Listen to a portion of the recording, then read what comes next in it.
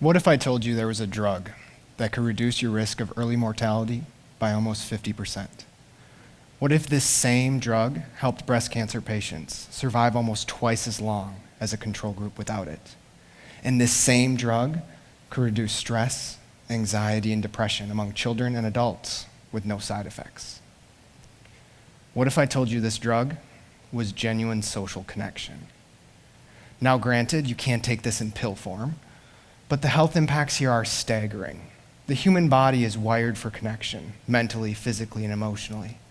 Further, who you are connected to and the ideas and behaviors you're exposed to play an extremely important role in your life and your health.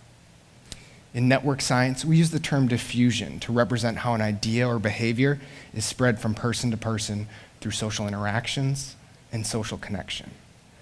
Tonight, I would like to guide you through a reflection of your own social connections and how they might impact your health, and hopefully diffuse a little good health along the way.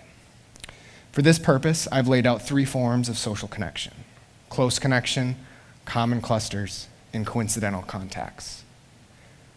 While connection can mean so many things, I'd like to start off with a definition of connection from one of my favorite researchers, Brene Brown.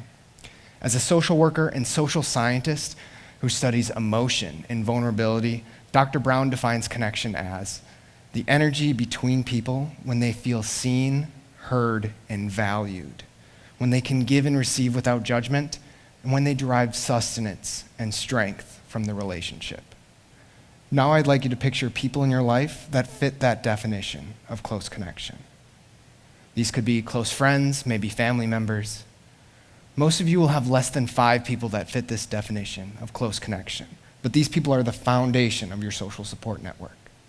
Chances are all these people will know one another, as close friends and family members tend to interact, creating a dense web of interlocking connections and a stabilizing presence in your life. This stability can be a lifelong source of safety and support. However, it also means that the ideas and behaviors of this close-knit group can be hard to change, which grounds us in value systems and behavioral habits. Think about it. We tend to walk, talk, eat, play, think, even laugh like the people that occupy these closest social support roles. Building out from there, think about the groups in which you belong or the people you see on a consistent basis.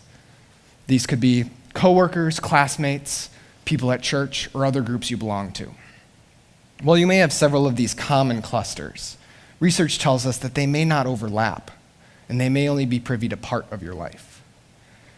Because of this distance, it's more likely that new ideas or behaviors will come from these groups as opposed to your core support network. Research also tells us that we may be more willing to confide in individuals in these groups during difficult or stressful situations, as they may not have access to others in our social circle, hence reducing the risk of judgment from those closest to us. Lastly, think about the otherwise random people you might bump into or encounter throughout the day. I've labeled these as coincidental contacts. These could be people in your neighborhood, a barista, or a cashier. While you may not know much about them, I'd like you to think of the nature of these interactions. Are they positive, negative, or otherwise neutral?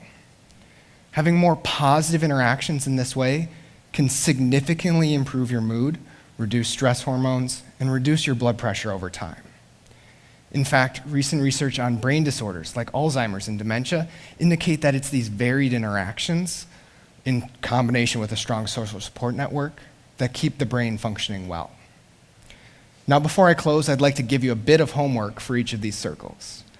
Within coincidental contacts, remember that with a smile, eye contact, and a few positive words, you can improve your mood and health as well as theirs. Within common clusters, try to see connections between groups. Identify individuals that might benefit from knowing one another and make the introduction.